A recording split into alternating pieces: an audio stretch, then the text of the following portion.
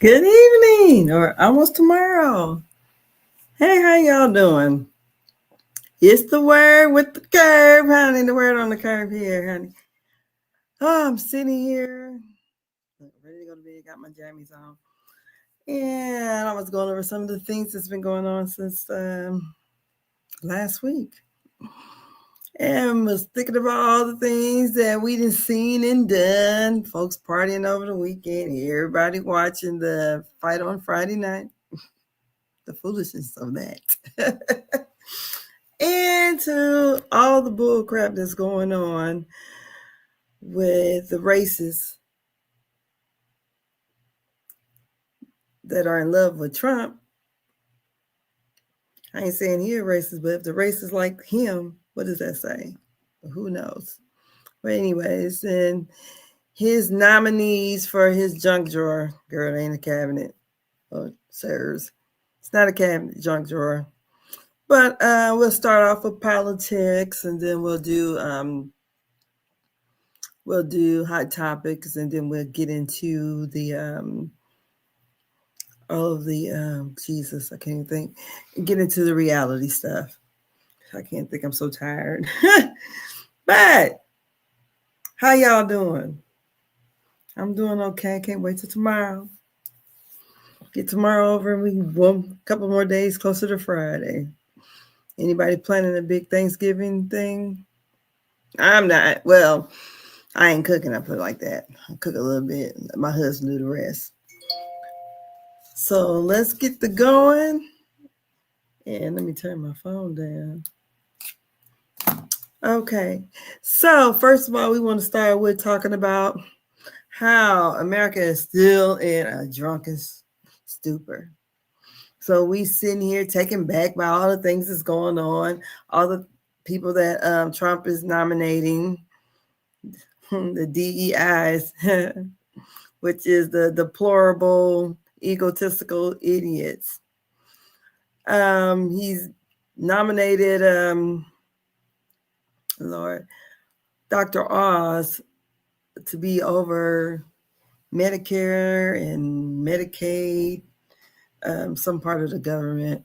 Don't get me telling any story about it, but for those of you that's on Medicare and Medicaid, I would be paying close attention to see how they're going to try to cut some benefits or whatever. Let's keep an eye on that. Then we also have the foolishness of Matt Gaetz. He resigned from Congress last week once he was told that Trump was going to nominate him. Now, who's to say that he won't become the attorney general? But he got a lot of foolishness with himself too, and the things that he's committed, supposedly trafficking of minors. How can I say this best? SA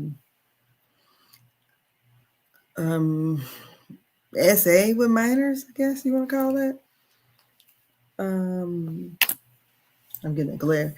Or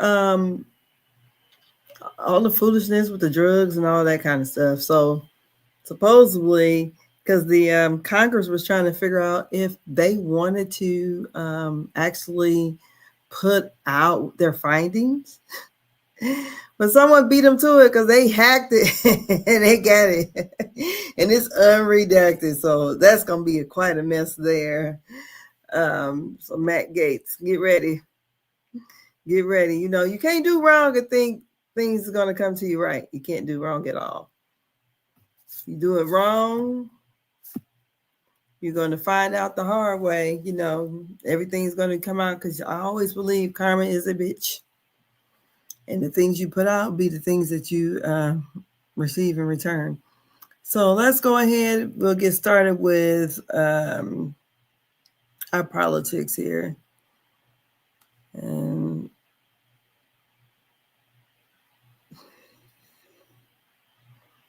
let's see here. Let's share the screen. Let's see.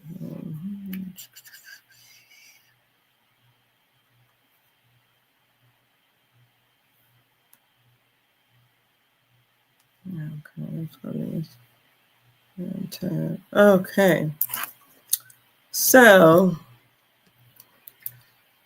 let's start with Matt Gaetz. Okay. So here we go. This is Matt Gaetz faces new allegations of paid sex encounters at private Florida parties in 2017. He says Representative Matt Gaetz, President-elect Donald Trump's pick for Attorney General, is facing renewed scrutiny over allegations of paying for sex at private parties in Florida in 2017, according to the attorney Joel Lepard, who represents two women making these claims. That Gaetz was allegedly involved in a sexual encounter at a small invitation only event while he was a House member. One of the women claimed she witnessed Gaetz having sex with her then 17-year-old friend at the gathering. The explosive accusations added another layer of the controversy to Gaetz' public profile as he prepares for a challenging Senate confirmation.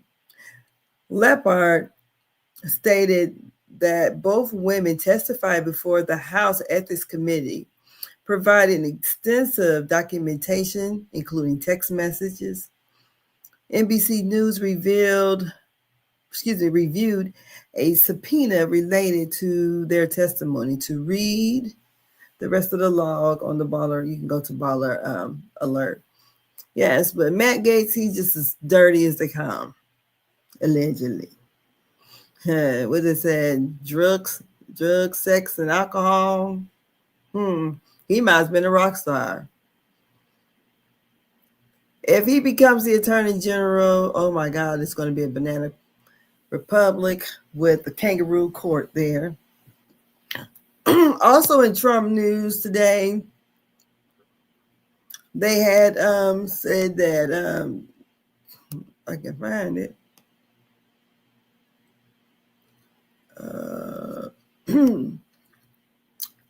The Trump has also nominated Dr. Oz. So he's probably the most qualified person there, I would imagine. Says Donald Trump has selected Dr. Mehmet Oz to serve as the administrator for the Center of Medicare and Medicaid Services.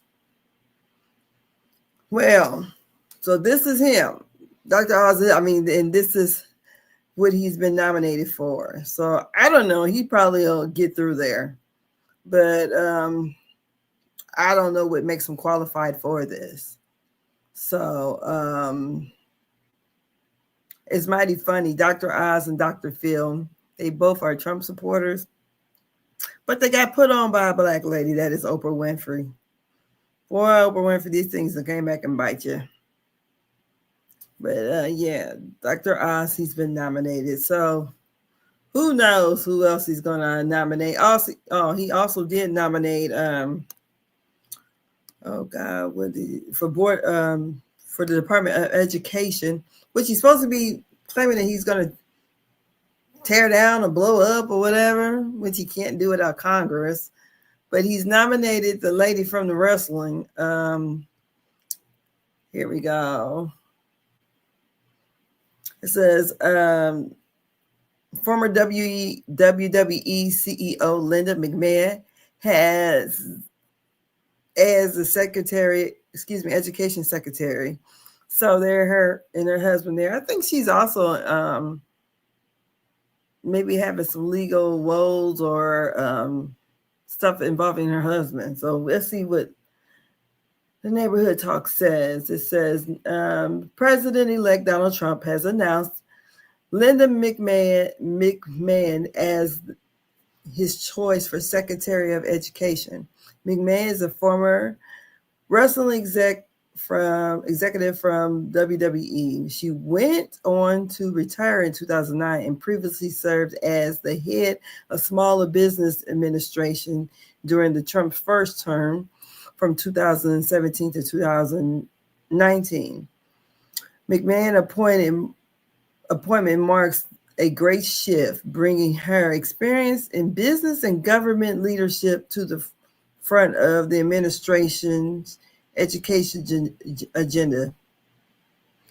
She has maintained a close relationship with Trump as the chair on the board of America's First Policy Institute, the conservative-led think tank founded by Trump aides in 2021, was used to promote GOP priorities. It says before her political career with Trump, Linda McMahon co-founded the World Wrestling Entertainment with her husband, Vince McMahon.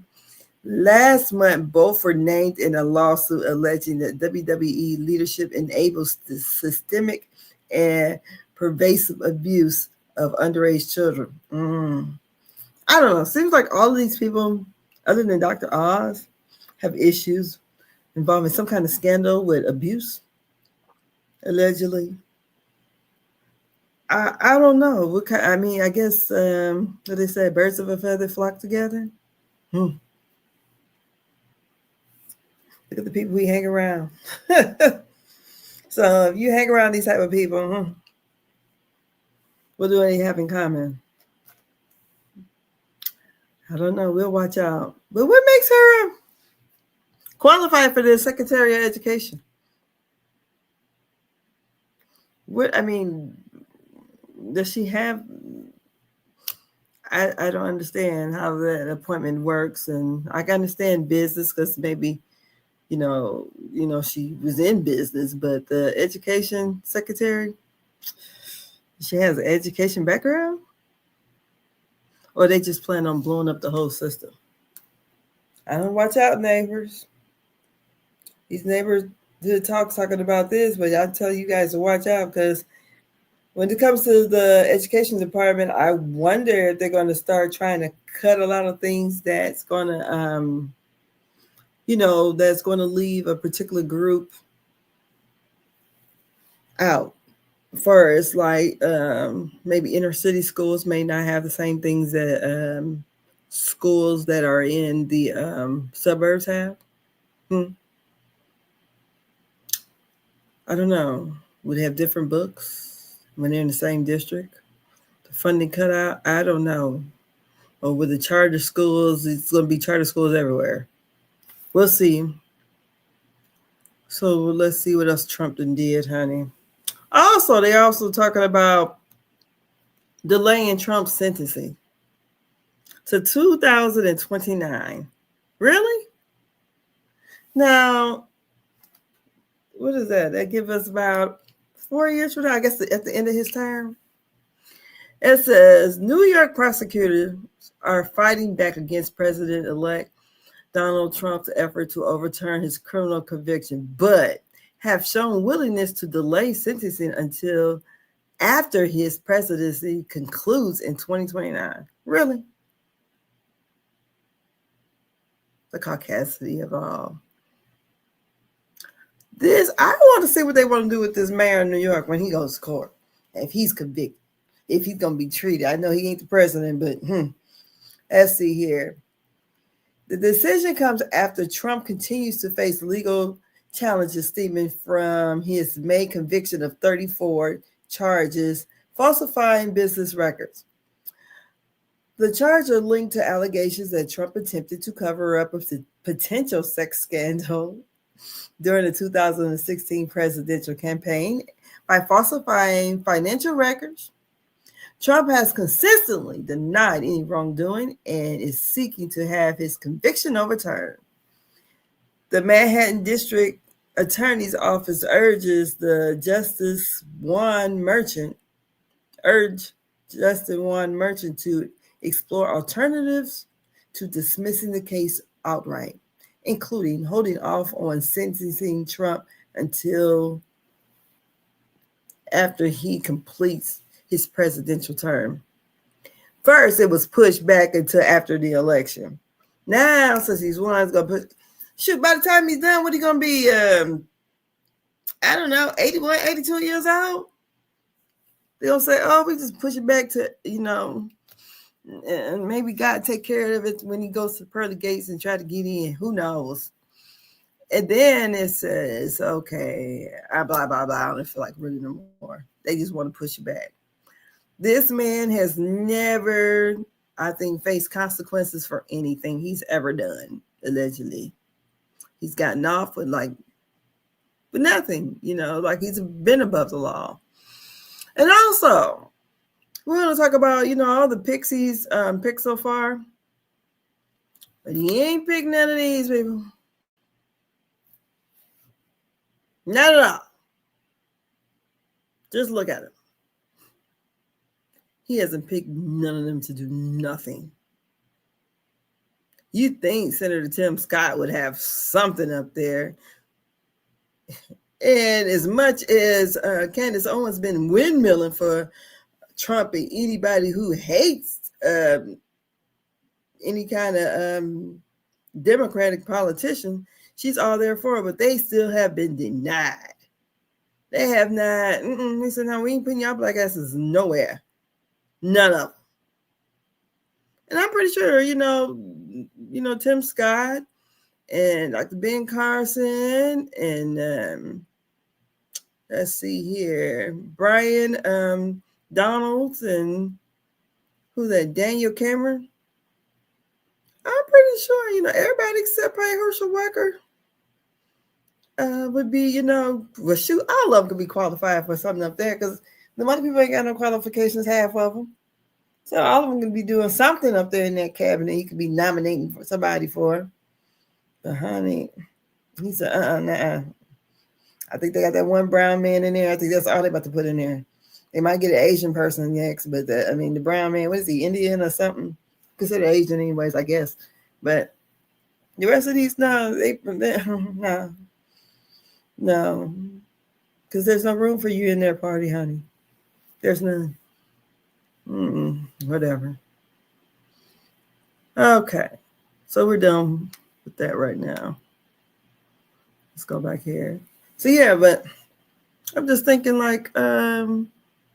Candace Owens, she's been out here talking mess about everything, about everybody who she think don't like Trump or whatever. She want Beyonce to say her name and all this stuff. Say my name, say my name. Want the Beyonce to say something back to her.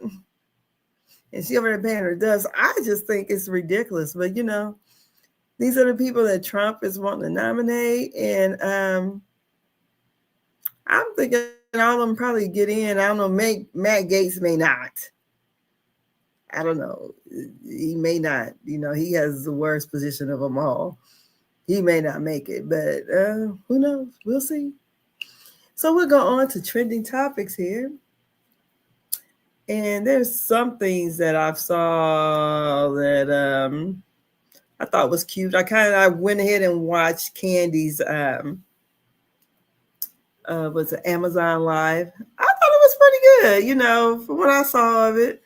It wasn't a bad look, I don't think. I think that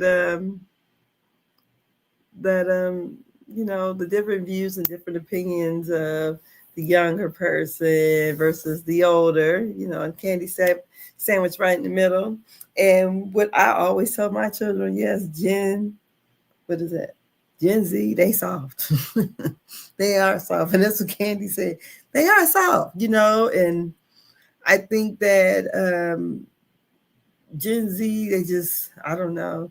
Maybe because I'm Gen X, so maybe because I did not grow with the internet or whatever. So I feel like we got a pretty good imagination and we could go out and do things. We were the first latchkey kids. We had a good time, being out there and everything. We didn't, I know the world is different, but we didn't have to, I don't know, Gen Z, just, I don't know. So let's go over here and see what's, let me see if I can even navigate the thing right. Lord have mercy. So I'm showing the screen, but the thing ain't moving. Girl, I'm doing something. Let's see here.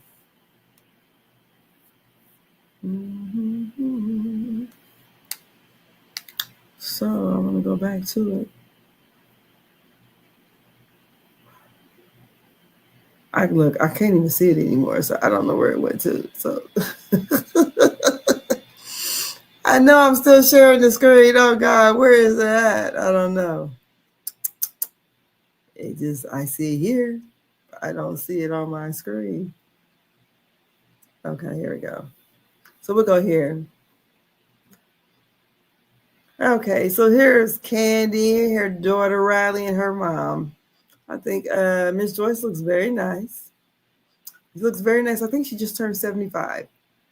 And Candy had a nice birthday party for her. There's Candy and there's Riley. She's really coming to her looks, and that's Mama Joyce. And it's called Generation Face Off, and it's on Amazon Live. Like I said, and then the things they talk about, like some of the they're talking about holiday things. So Mama Joyce said the thing that she picked because it's like they're sitting at a table and they're discussing things that like holiday picks or whatever. So Mama Joyce had picked out it's like a little lockbox for cell phones. And, so if you're coming in and having Thanksgiving dinner, or even if you're just coming over to the family house or whatever, that everybody would lock their phones up. And, so that way they can have a real conversation. And Candy and Riley was not feeling that. Riley said she would take the lockbox in her phone and just leave. So, it's a cute little show, to get you to kind of buy some of the stuff off of Amazon. I thought it was real cute. So I look forward to seeing more Candy. And I was hoping that they was going to bring back the Old Lady Gang. I hope that still is in the works because I love that show. That was a good show to me. And I just started watching it. I think I started watching it last year, like November. I had never seen it before, so I decided, okay, let me try watching this. So let's go over here and let's see. We're gonna some more of the trending topics. We always got Diddy news, honey. I'm so tired of the Diddy thing. But here, as we know, last week, what was it, Friday? I think it was, where they had I'm not gonna say raid. I don't know what they call those, a shakedown or something in the prisons where they go through your stuff, whatever, everybody's stuff. I don't know what it's called. But anyways, they had taken the handwritten notes of Diddy's, and I guess it's supposed to be considered was that attorney and client privilege. And so the judge ordered destruction of the copies of the handwritten notes taken from Diddy's jail cell during the raid. Okay, it's called a raid. Okay, so it says Tuesday, U.S. District Judge Aaron Subramanian, I don't know, ordered the prosecutors to destroy copies of the handwritten notes seized from Sean Diddy Combs during the jail cell search. The decision comes as Combs, 55, faces charges of racketeering, conspiracy, sex trafficking, and transporting individuals across state lines for recorded freak-offs performance, a charge he vehemently denies, claiming all acts were consensual. During the hearing in the Manhattan federal court, whatever the judge name, Aaron, somebody, instructed the prosecutors not to review the notes while he deliberates. The defense argued that they are protected under attorney-client privilege. Get rid of them, the judge said. It says prosecutors who obtained photos of the notes from the October 28th. Oh, this raid happened on October 28th. Okay. Raids of Combs' cell at the Metropolitan Detention Center in Brooklyn contend that the documents outline potential witness payoff and efforts to gather damaging information on them. Prosecutor Mary Solovik argued that such actions could constitute obstruction of justice, which could override any privilege claims. Meanwhile, Combs' attorney, Mark Agnifilo, I don't know, describes the seizures as a complete institutional failure, asserting that the notes were related to the defense strategy and witness preparation and that their seizure violates Combs' constitutional right. The judge will retain the copies of the notes I don't know, to read the rest of the law. Okay, you can go over to Bottle Alert and read the rest of it. But yeah, right now, because from what I understand, there is going to be another bond hearing on Friday, and they're not to use that information at all that they gathered in that raid. So they only can go by whatever. So I guess he's still trying to get bonded out. He want to be home by Thanksgiving. Which leads us to the next thing. The Diddy children. His kids said, we ain't having it. I'm tired. Y'all running my mom name down here on the social media, selling books about her. So they is coming after the man. Oh, Lordy, I didn't save it. But they are doing a cease and a desist. Here we go. So we have Quincy and Christian Combs served author of the new Kim Porter tell-all book, a cease and desist, as if her secret flash drive was real. It would be their property, not his. Okay, so here's the guy. That's Courtney Burgess, aka Jamal Millwood. Okay, so here's seeing. It says Quincy and Christian Combs are tired of people. Oh, Quincy last name is Combs? I just wondered. Quincy and Christian Combs are tired of people attempting to profit off their late mother's death. Since the controversy with Diddy first hit the fan, people have been coming out of the woodworks claiming that they had the late Kim Porter's personal flash drive with pages from the alleged tell-all book that she allegedly supposed to have released against Diddy. Though her children have adamantly denied the existence of an alleged flash drive, that hasn't stopped people from attempting to profit off the situation. Now, though the brothers are trying to put an official stop to it through the courts. Okay. According to TMZ, Quincy and Christian served the cease and desist to the man named Courtney Burgess and his attorney, Errol Mitchell, for releasing and profiting off of a book that they claim is Kim Porter's personal diary. The book, Kim Porter Tells It All, is allegedly from her personal flash drive that that Burgess claimed he was able to get a hold of from a friend of Kim. Burgess claims is an original unedited copy of her memoirs. He published the book without editing anything. In the cease and desist, Quincy and Christian claimed that when their mother passed away, they became the rightful owners of her intellectual properties. They also shut down the rumors that this flash drive even exists, according to the court filing. The brothers claimed that even if the flash drive was real, it wouldn't be their property. It would be their property, not some random man. Quincy and Christian says Burgess has 5 days to stop selling the book online and doing interviews before they would take further legal action. They also want him to turn over any Kim alleged belongings he claimed to have as well as accounting to, excuse me, he claimed claimed to have as well as any accounting of how much money he made from the book.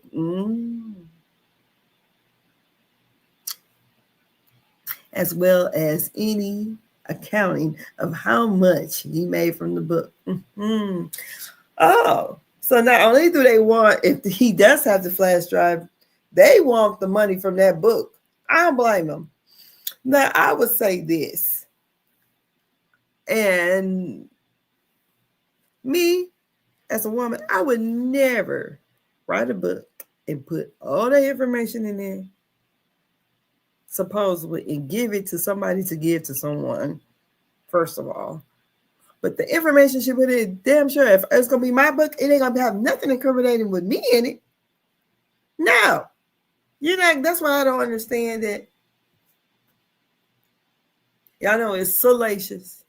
But being a mother of 4 and of 2 boys and 2 impressionable girls, I would put this out there like some things I would have took to my grave. And some things that I have seen in this book, I would have took it to my grave. I wouldn't have put it out there for the world to see. Especially, if I'm going to come at him, yes, but I ain't going to put my dirt out there. That's crazy. Okay, my husband about to come and me put my little thing on mute here. Let's go on over here.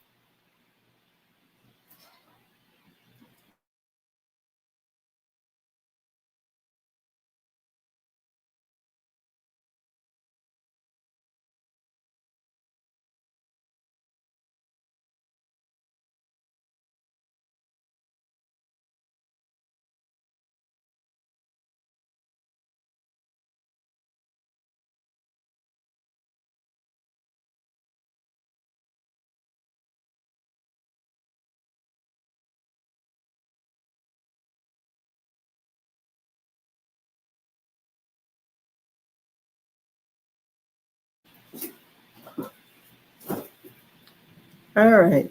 So then let's go over to look at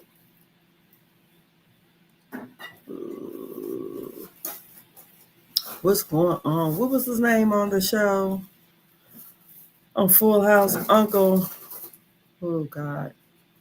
It was Danny. Is it Uncle Joey? Okay, Dave Collier defends John Stamos' decision to wear a bald cap in support of his battle with cancer. It's our friendship. John knows how to cheer me up. Well, evidently, Uncle Joey, I think it's his name. What's it, Uncle Joey? Danny? Joey? I can't remember. Whatever, which one of the uncles, but the one, he has cancer, and John Stamos wanted to show support. And people were getting upset because he had on a bald cap. But the man, he's known for his hair. I'm not saying that he shouldn't cut his hair off, but he might be in the middle of making a movie or doing anything. But his hair is his money, basically. So I think we shouldn't be mad if he ain't mad about it. And I hope.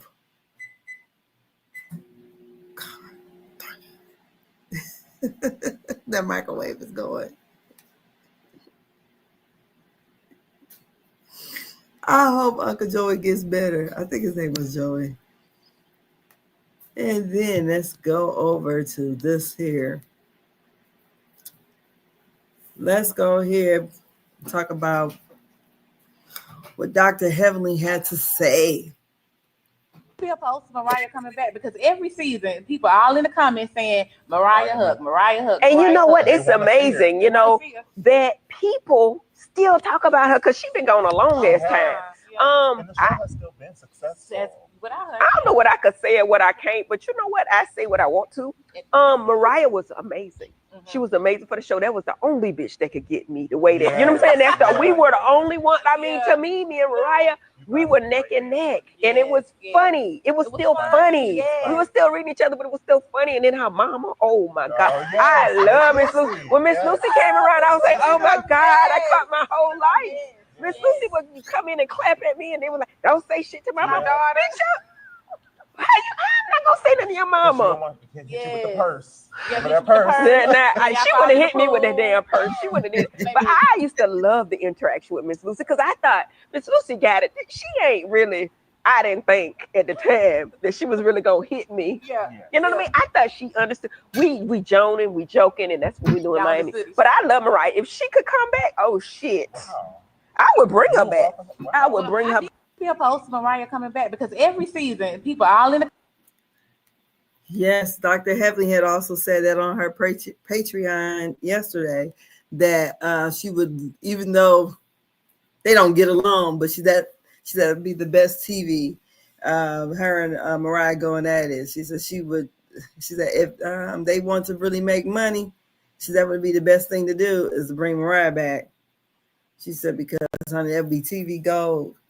She also had stated about how that she just ain't seeing it for Sweet Tea. And Sweet Tea is a country bumpkin that wants to fight for real. She said like she can't use her words and she don't have anything to lose. That's why every time Sweet Tea comes for her business, she's gonna come for her husband, is what she said. So and she also said that Quad was the MVP of the season. So we'll go over here and see what Miss Heavenly or Dr. Heavenly has to say about Phaedra. Never seen her without her makeup. You know what I'm saying? I come out regular. You know what I'm saying? I just come. Well, she said that she did help revive Married to Medicine. But you said on Twitter that was AI. Listen, y'all be watching too much. Listen, y'all gotta watch the vlog of me and Quad. But what I said was, interesting enough, we gotta give Phaedra her she did bring eyes to the show. We can't take that from her. I'm not gonna lie on nobody. I'm not gonna lie on nobody. But basically what she brought, that didn't revive the show. In fact, the producers actually had us all in a group, the Fab Five, which is, me, Quad, Toya, Jackie, and Simone, and said it was not the Phaedra factor. So now she did bring eyes, but bitch, you can't say you revived that stuff because revive seems, as doctors, we thinking revive like you saying our shit was dead. It was never dead, bitch. You know what I'm saying? So that was the only issue. But yeah, she did bring eyes to the show. You got to give credit where credit is due. Credit. Never seen her without her makeup. You know what I'm saying? I come. Dr. Heavenly being shady. That she never seen her without her makeup. So she also said before that Phaedra is always done up. But here's Dr. Heavenly again.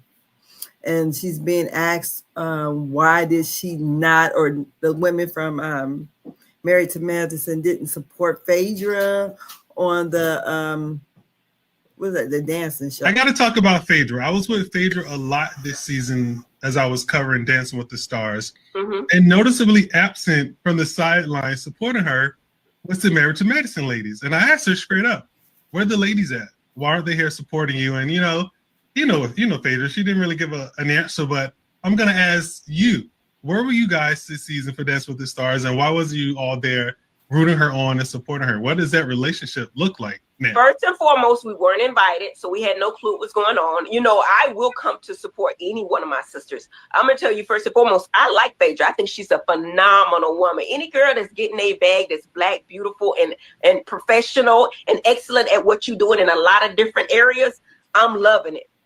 Phaedra just never really, I think she was ever really vested in this group.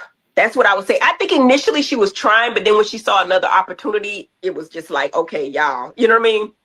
Yeah. That's my thought. And what's your relationship with her now today? I don't really speak to her, but I think if I called her, you know what I mean? We could have a conversation, like if we were doing an event or something like that. But Phaedra, I would say she used this as a stepping stone to get to something else. And there's nothing wrong with that, Yeah. And that something else led to the Real Housewives of Atlanta season 16. I think that's a great figure for her, and I think that's exactly where she wanted to be. I got to talk about Phaedra. I was with Phaedra a lot this season. Okay. So Phaedra didn't invite the girls because she didn't feel like the girls were her friends, I guess. she was there to get a check. And I think they gave her a check for nothing because the stuff she brought to Marriage and Medicine was foolishness. I'm like, had quiet up in that casket.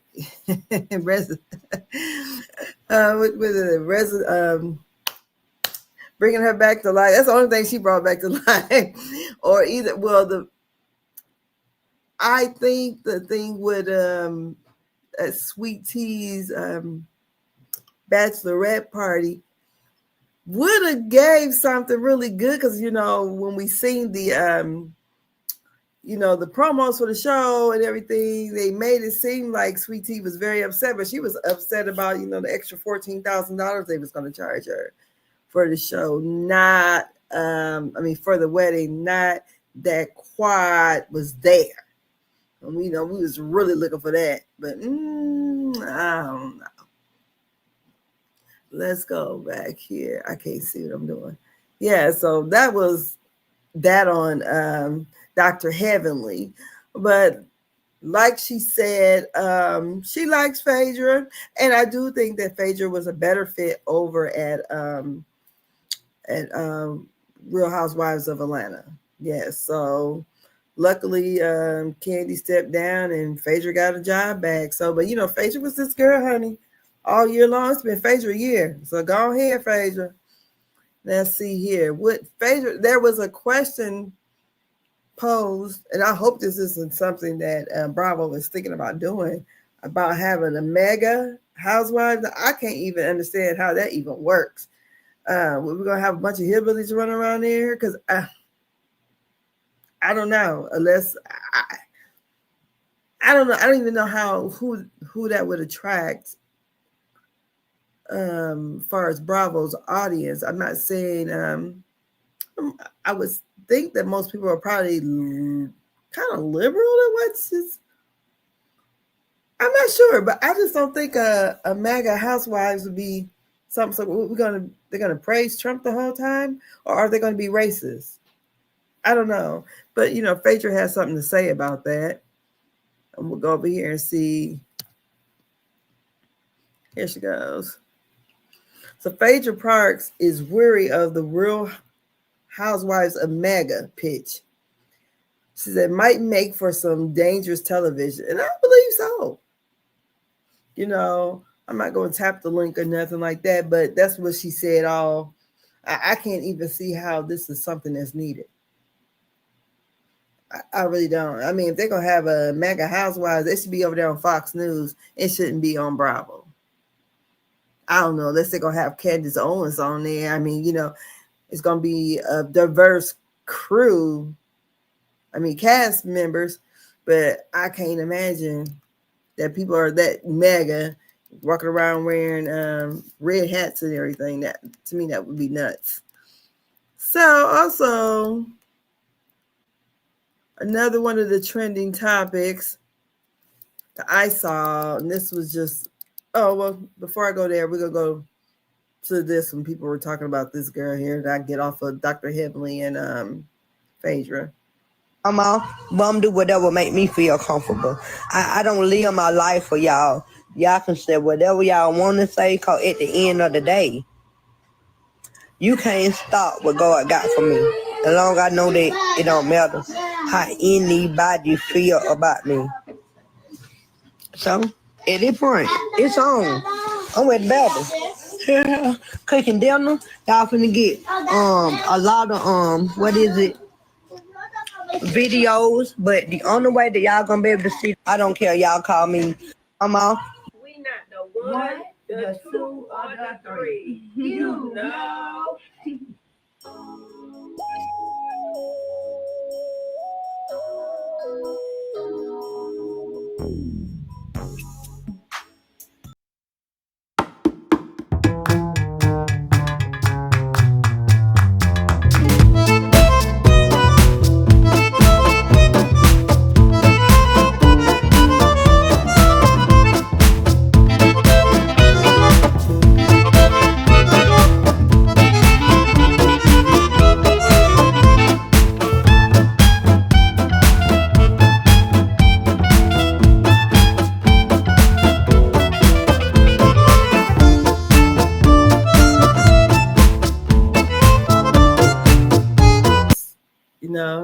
brought her to tears.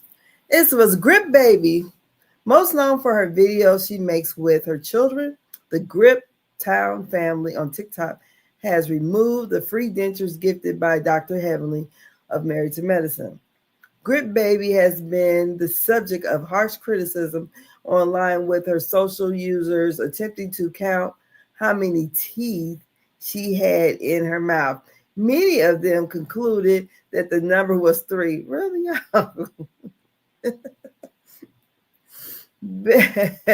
Grip Baby admitted that she previously tried to have work done in someone's living room, but was unsuccessful. In someone's living room?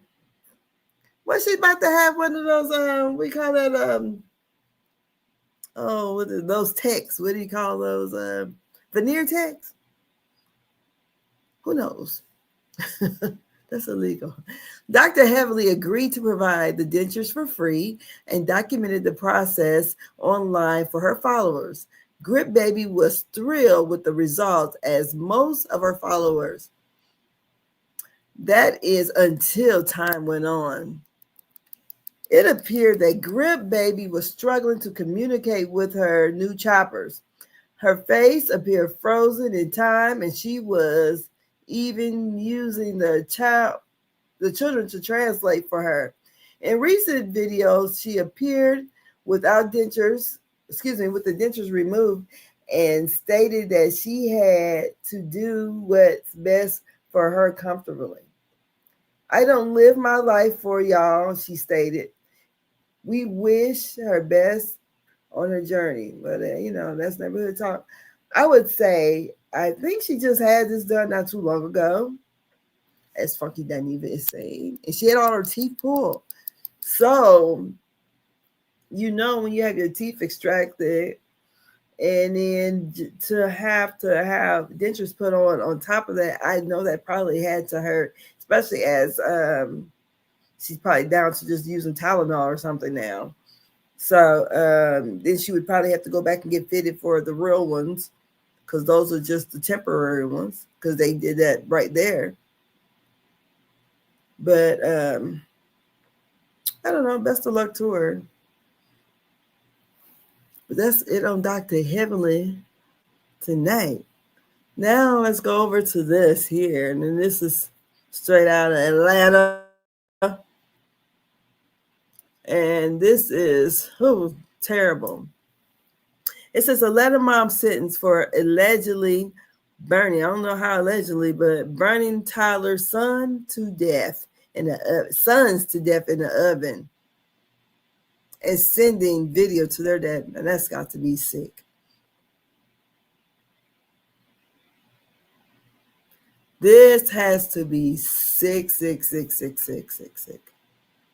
Let's see here.